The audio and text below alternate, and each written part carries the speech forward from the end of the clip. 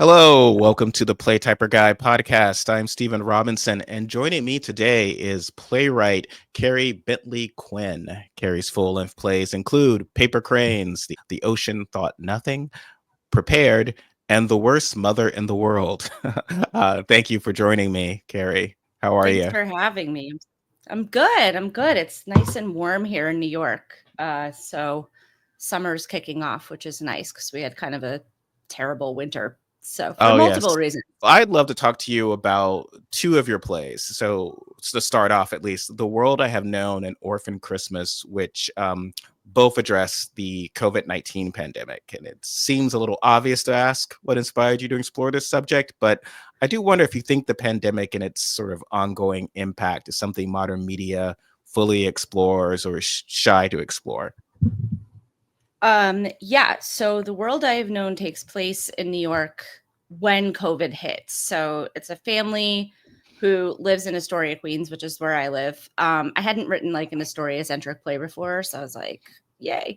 Because at the beginning of my career, people were like, if you live in New York, don't set a play in New York. I was like, okay. So I didn't for a long time. And now I'm like, I don't care.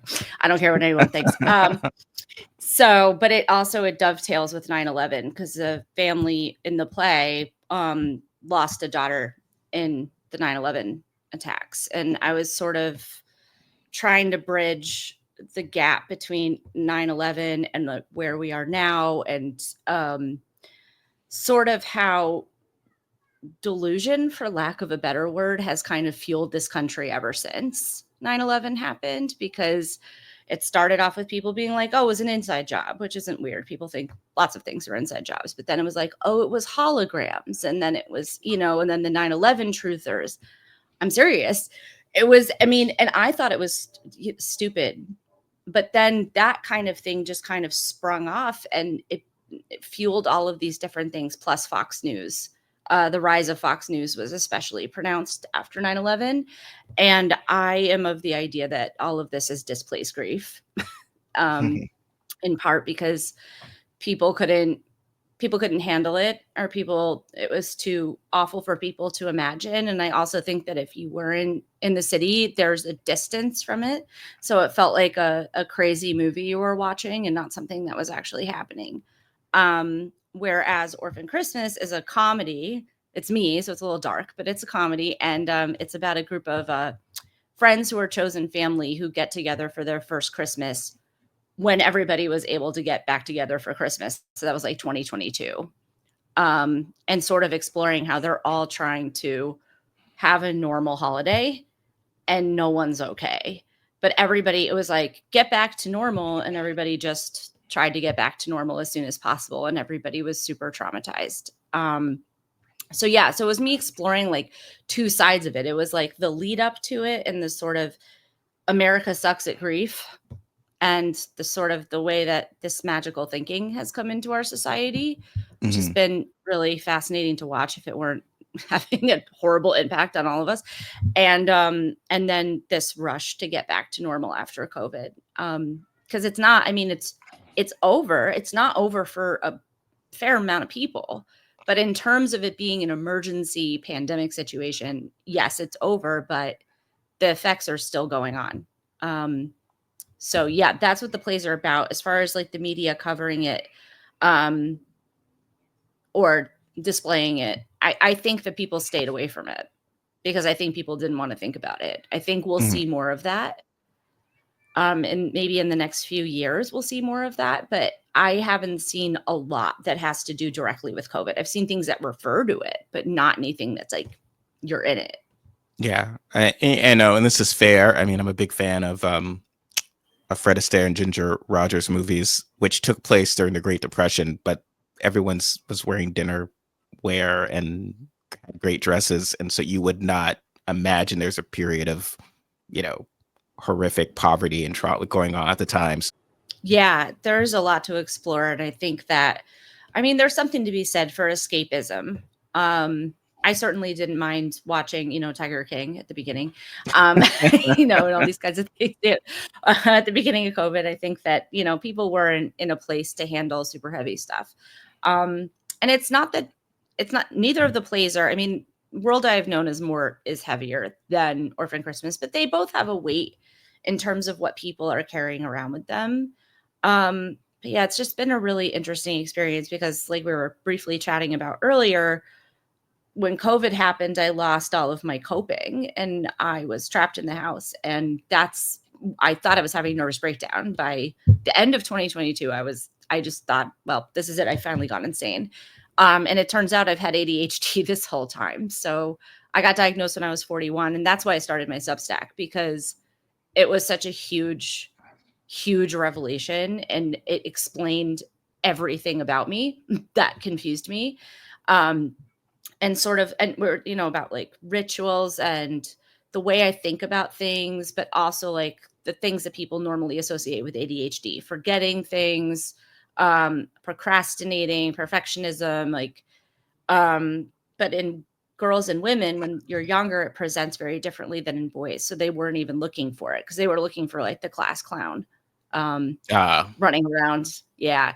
They weren't looking for the girl who was pretending to take notes, but was actually writing fanfic. Or I wasn't writing fanfic. It was the 90s. We didn't even really have that yet, but you know what I mean? I was writing stories or writing notes to my friends. And it actually, in a weird way, it did help me pay more attention. To be doing one thing, I would be paying attention, and I'd get yelled at if they caught me for not paying attention. And I didn't know how to explain, like, if I don't do something with my hands, I won't be able to listen. COVID was, I think, a lot of people who had been grappling with undiagnosed issues or just things that they were trying to get away from. You couldn't get away because you were stuck in your house. And especially here in New York, where we were, we don't live in New York City to be in our apartments. That's why they're small. Yeah. So, You lost sort of also kind of, everyone did the I call it the soothing nature of ritual, to the point where you didn't know how much you relied on. This is where I stop and get a cup of coffee before I go into my office, and then I do this, yep. and I have my Friday happy hour, or do I do this? And there were attempts to try to recreate that as much as you could early on. And I think as time progressed, I think the new normal started to develop. It became harder for people to like, oh, is this what the world is? So I think there is that degree of trauma. You said the inability of Americans to address that grief. And so what happens was sort of like, we want to shut it away, never think about it, burn all the masks. Yeah, I think it was difficult to depict it. And also because most of the time it was spectacularly boring because no one was really doing anything. You could show drama in a family, or you could show, it's like everybody doing like a living room TV show, kind of like Bo Burnham Inside, but maybe with other people. Mm-hmm. But there wasn't a whole lot of, and especially because everything seems to be more action based now. Like people want something to happen in the first 10 minutes of a show now, or people switch to something else. And so it doesn't really lend itself to that. I think the fallout is probably going to be written about more than the actual time that we were in it, the aftermath of it. But I don't know. So I was like, why not both? I'll just do both. Wonderfully inspirational. Yeah, but I mean, living in New York through 9/11 and through COVID, I was just like, there were similarities to it. And it was very different in a lot of ways, but it was also similar in terms of not knowing what was going to happen next, and not everybody kind of being really nice to each other for a while, which we didn't get in COVID. It was like everybody banging the pots and pans out their window for the first responders, and everybody helping out as much as they could. But after 9/11, it was like people going out of their way to ask you how you are and holding doors for you. And like when that stopped happening, I was actually super relieved, because it's like, this is not how we are. Everybody says like New Yorkers are really mean. We're not, we're just busy. So normally we don't have time to be asking everybody how they're doing, because we'd be spending all morning doing that. So it was really strange. But my brain saw the parallels between the two things. And so I don't know. I mean, I just found out like last week or the week before that it was a O'Neill semifinalist. So that was nice. Oh, The World I Have Known. Congratulations. Thank you. So that was nice. So, I mean, that play also took me forever to write. It took me, I started my first like concept of it even before the pandemic, because I wanted to write a play about 9/11. And then the pandemic happened, and I basically had to go back to the drawing board and start over again. I kind of had some things stayed, and I wasn't anywhere near done. And then, like I said, my brain broke, and I couldn't write for a long time. Like I couldn't get a consistent writing practice. And so I struggled and struggled and struggled and doubted myself the whole way. And then when I got treated for my ADHD, I finished the first draft like in 3 months. So, Oh, wow.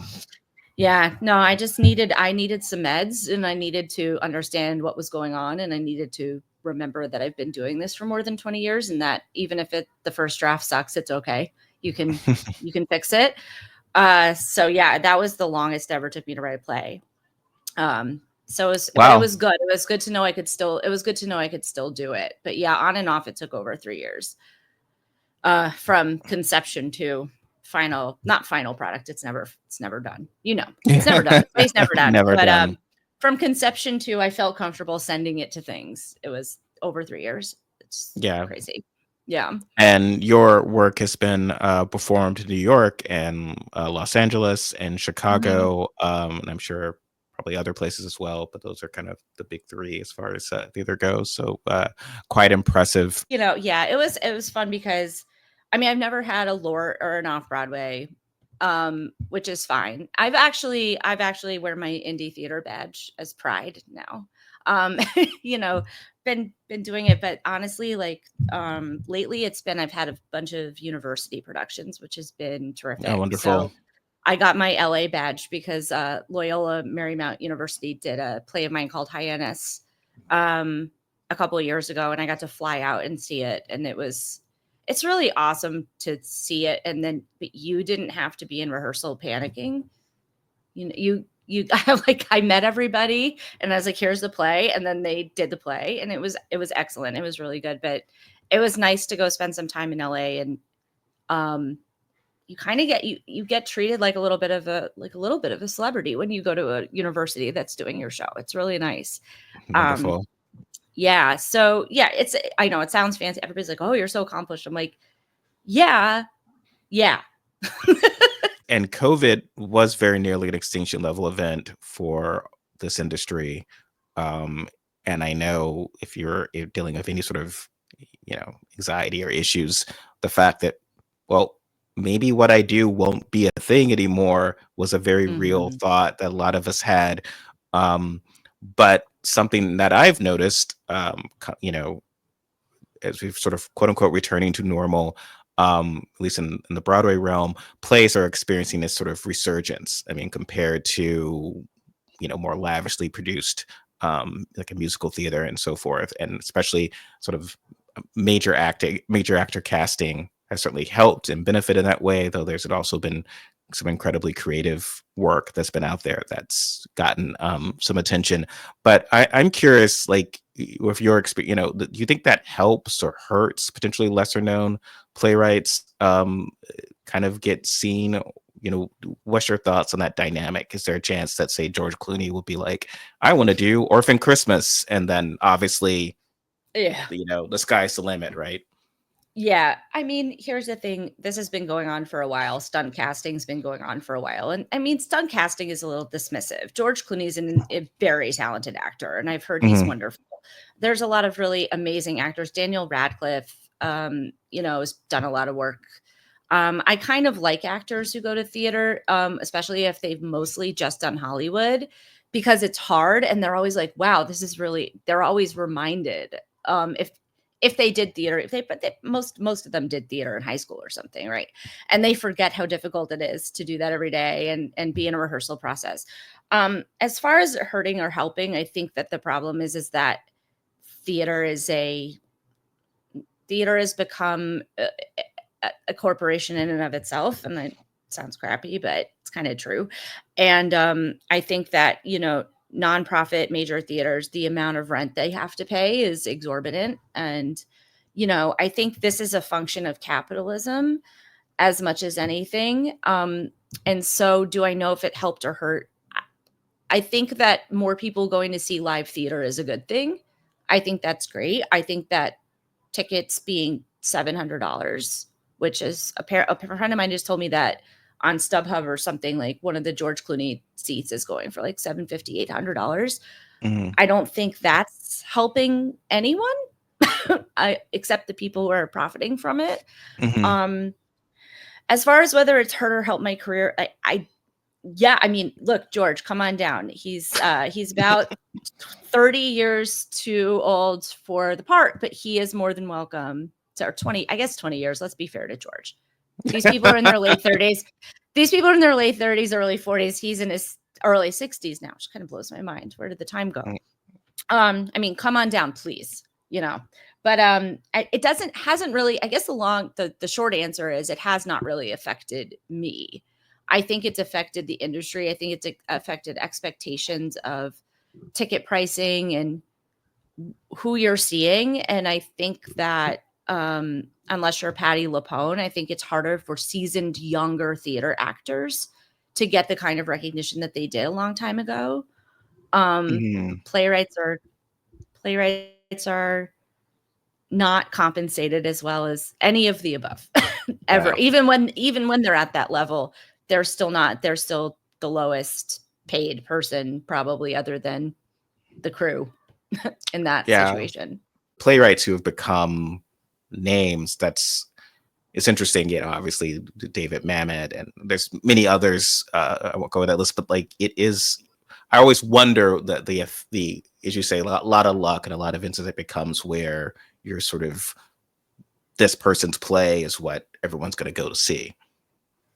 Yeah, but also a lot of them pivoted to film and TV. A lot of our Mhm. best, most brilliant playwrights have had to. I mean, it's not like it's a horrible thing. It's just a very different thing. Have pivoted to TV and film because they couldn't pay bills just being a playwright. Tony Kushner being one of them. Mhm. Tony Kushner he got adopted by Steven Spielberg, which was a smart move on Steve's part. And is making his living mostly as a screenwriter. And I'm like, you wrote maybe the greatest American play in existence, Angels in Oh yeah. America. It's one of those plays that like it could have not worked, and it does. And it's just it's epic. We just recently rewatched the miniseries, the Mhm. HBO miniseries, and it's as relevant now as it was then in every single So, way. oh my God, Um, the final monologue in that always gets me of Pryor's. kills Yeah, me. Oh, it's good, and it's also one of my rituals. Every 4th of July, I watch it because it's such and Jeffrey Wright's oh, I love comment that. about America and everything. It's great. I often drop references to Angels in America in it's so relevant. So in my political writing, because he talks about concepts, the whole landmine scene where they're talking about what the federal courts are going to do. He's describing this in the early Yeah. 90s, and that's what happened. So I had a whole piece once about how someone's like, oh no, wait a minute, McConnell took over the courts. It's like, no, Kushner said that was what they were planning on doing. Go watch that play. That was Yeah. always landmined. We're gonna roll it all back. There's so Landmine. much. There's so much in it that either happens or you can see how things were being set up to happen. And I mean, Roy Cohn is Donald Trump's mentor. Mhm. So one of his mentors, he had several evil people mentoring him, but Roy Cohn was like, and if you think about their style, it's very similar. And it's like he learned from him. And so Mhm. even though at the end of the play, spoilers for anybody who hasn't seen it, Roy Cohn appears defeated in life, he wasn't. He just his ideology and his beliefs got carried on, and his strategies got carried on by Mhm. other members of the Republican Party and now the president. And it's staggering. But yeah, No, but yeah. he was making money off that. Let's be real. He wasn't he wasn't not making money off that play, but really the actual sustainable income was in film and TV. I think that's becoming less true. They've cut down writers' rooms a lot. I had film and TV rep for a little while, and COVID, everything got screwed up by Mhm. COVID. But I mean, I never wanted to move to LA. I've never really wanted to. Um, it's not that I don't want to write for film and TV. It's that it was never my primary ambition. And I also don't love writing for someone else's vision. I would Yeah. do it, but it wasn't my main motivator. But now, you know, they're doing these mini rooms where they basically hire writers to pre-game the script. So they get in a room for, I'm not sure if they're still doing it. They might have negotiated this because of the Writers Guild strike. They might not be doing it anymore, but they were basically doing these mini rooms where they would basically map out the course of the season, and they would pay them like half of what the staff writers were making. They did it all on Zoom. Then they would take all of that good work they did and give it to the actual staff writers. It would cut down the amount of time they had to be in the room. So everybody wound up getting paid less. Yeah. And now it's everything's changing. But theater, the robots can't do it yet. Yes. It's the only yes. comfort I have. They can't That is the do it only. yet, because you need people to make theater.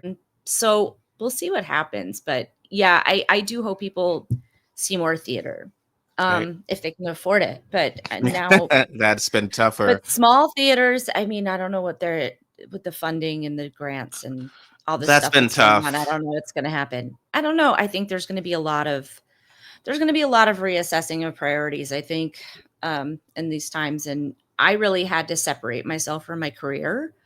I had to let go of the careerism a lot over the pandemic because, well, there was no theater for 2 years, pretty much. There was some, but I mean, and the pipeline got jammed up, right?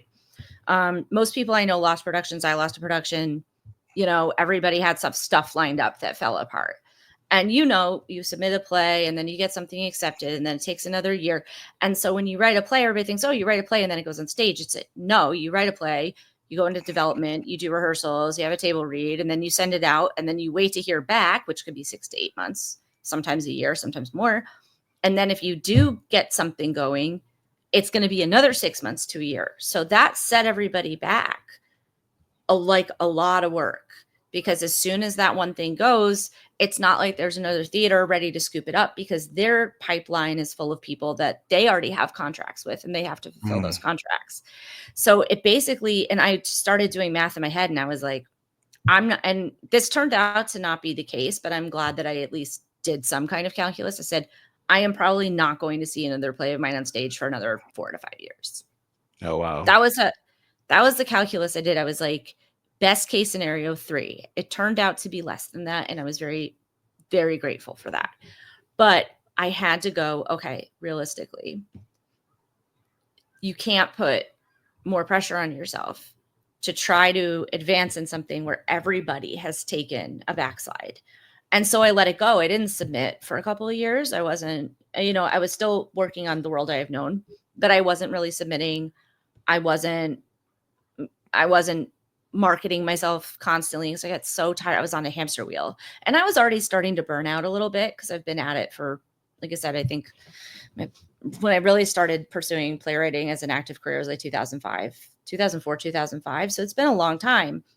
And I finally I just said, I need to find my creativity again. I need to come back to the creative impulse that brought me to doing this in the first place. I need to decide if it's still something I actually want to do, or if I'm just doing it because that's what I do, which I think everybody has to ask themselves at some point or another. What else can I do that would be fulfilling? And when I read Amy Poehler's book, I don't remember what it was called, but her book, she said, treat your career like a bad boyfriend. Don't text him. Don't call him. Don't stalk his Instagram. Like, leave him alone. And if you've done the work and you've planted the seeds, he'll come sniffing around when you least expect it. And it is absolutely true. Is that I had my best 2 years on paper between like 2021 and now. Great. I guess 2022 and 2024. Yeah, it's really odd, but I really just was like, I'm not doing this to myself. I'm not setting these expectations up for myself.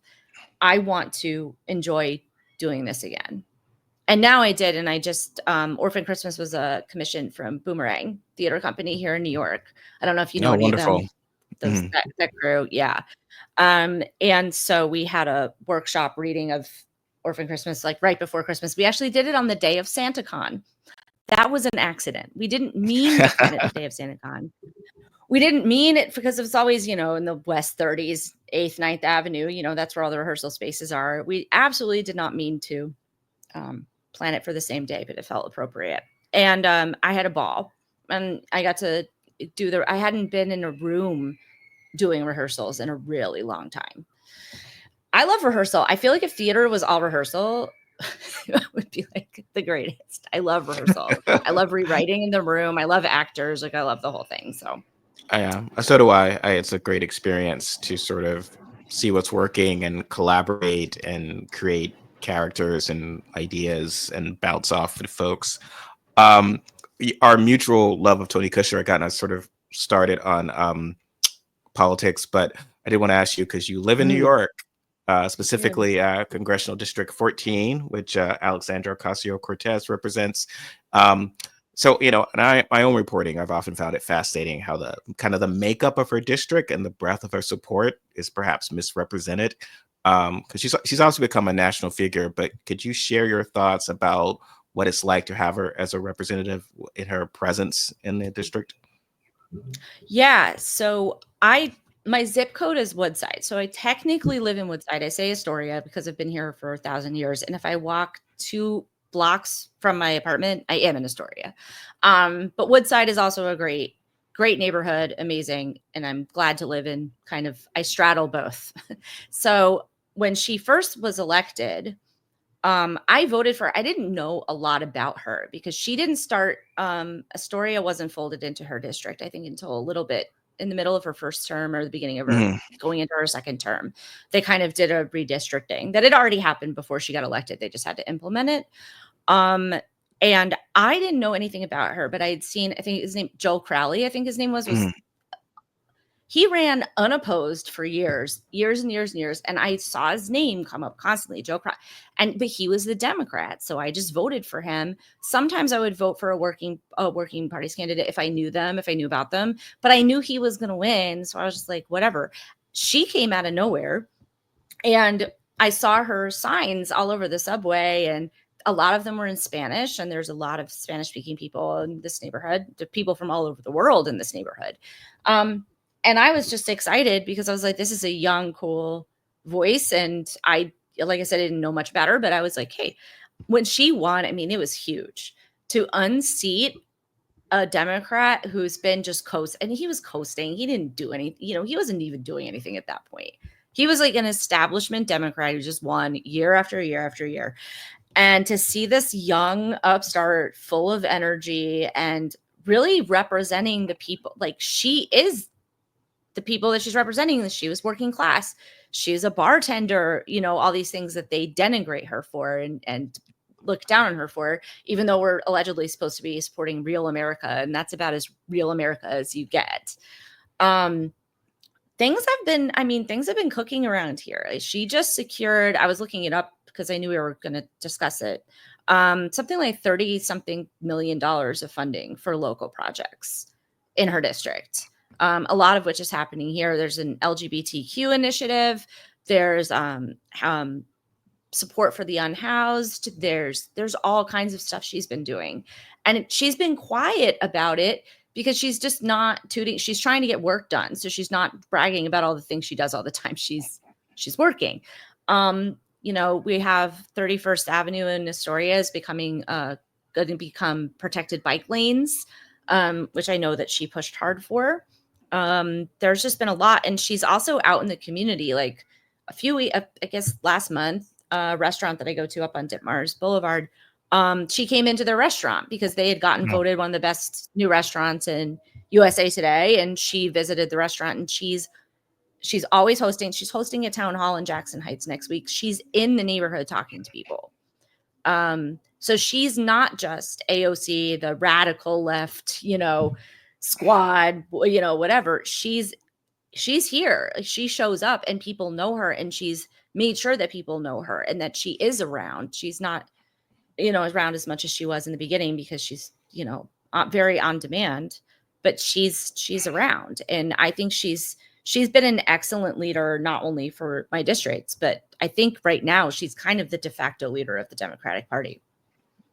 Yeah, well, she's out there, leading often means sort of, this is what I believe, and I'm going to go for it. I think if you're, I've written about this, if you're referring to you know, uh, quad charts or trying to figure out what is the most politically safe. That's not necessarily leadership. That's kind of just following, but ahead of the curve. So, yeah, it's impressive to hear. Yeah, I mean, even amongst some mainstream Democrats, they refer to her as sort of quote unquote always on camera, and that she never passed legislation. And it's like I'm always kind of like, yeah, it's I'm fine with people who disagree or don't or with my opinion, but don't lie. Like like I think she does actually. Yeah. Is she is president of district, and she's not just someone who. And a lot of Democrats have done this, and a lot of Republicans have done that. Like, all I care about is I'm never going back to that district. I'm going to be in DC full time and try to Yep. think about my next steps. But that's not been her. She seems to have been, trying to represent the folks. And again, your district is not like some all white suburb or where a lot of quote unquote No. Richie Rich is when people No. talk about real America or that. And I'm not pushing for her to be president or anything like that. I'm saying like, but that, oh, well, she can't connect with, real. I think James Carville said this, like, oh, electing real people. It's like, well, no, Oh, don't working get me class. started on the real America. I could just go off. I mean, it is. I think there's as many black people in your district as there are white people. So it's not like she's in some all white area of like. It's not like she's from. The stereotype would be that she's essentially from Portland and so kind of Portlandia type and Yeah. can't connect with quote unquote normal people. No. But normal people are in that district. No, yeah, she's working from the people. Bronx. The Bronx is, I mean, so our district's weird because it folds in a little bit of the Bronx too. They've done this. It's actually kind of like the opposite of gerrymandering, is that they were trying to have more representation and not less. Astoria is there is a bigger black community in Astoria recently than there has been, but it's very much it's one of the most diverse neighborhoods in the entire country. So there's over 200 languages spoken Oh in wow. just my neighborhood. Yeah. It's we have every kind of food, we have every kind of person. We have a mosque down the street from the Greek Orthodox Church, down the street from the Roman Catholic Church. And if this isn't real America, I don't know what is. Because it's mostly middle class, middle and working class people from all walks of life, all parts of the world. And people are, it's a neighborhood. Like, people look out for each other here. It's something that I really like, and it's something I hope doesn't change. And when I moved here, I was just like, I didn't even want it to change at all. I was like, no one knows about it. I just want to like leave it alone. It's fine the way it is. But of course it's going to change. And there's more young people because Queens is a little bit more affordable, but people have caught on. So the rents have gone a little insane like everywhere else. But, that's what America is supposed to be, is that you could come from anywhere and have a community and do what you want to do and work and, own a little, a bodega or own a restaurant, or that's what it's supposed to be. So it's really funny. It was like, oh, she's really out of touch with America. And it's just like, you're thinking of New York City, you're thinking of like Manhattan and like stockbrokers and like famous people. You're not thinking about like the other 9 million people who live in the city. So it's interesting. I'm not sure if I'm gunning for her to be president. I mean, I would love for her to be president just because I think she'd be great. But I was in a discussion the other day. I was like, oh, but you'd lose her as your rep. And I'm like, yeah, but at the same time, it's very unlikely that a Republican would replace her here. So very unlikely. And I think she went out and more young people. Yeah. And she went out and talked to people in the neighborhood after Trump, because we didn't, in the district, people didn't swing Trump. Kamala still won by a significant margin, but there was a swing towards him, and it wasn't tiny. It was concerning. But when they looked at the voting data, split ticket, people voted for Trump for president and voted for her for their rep. Mm-hmm. And so she went out and started talking to people and being like, okay, you voted for me and you also voted for Donald Trump. Can you walk me through that? And was getting and started. And that's when people are like, oh, she's always on camera. Well, she's trying to speak to younger people. They're all on TikTok. That's where she is.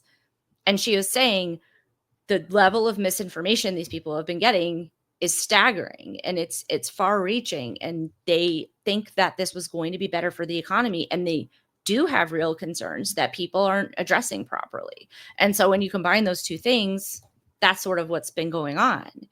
But she's doing a good job, and she's getting things done, and people see that, and so they vote for her. And if they don't see the things that are going on, or they're not talked to about it, or they're not informed about it, they're going to think that they're not doing those things. The Democrats, I mean.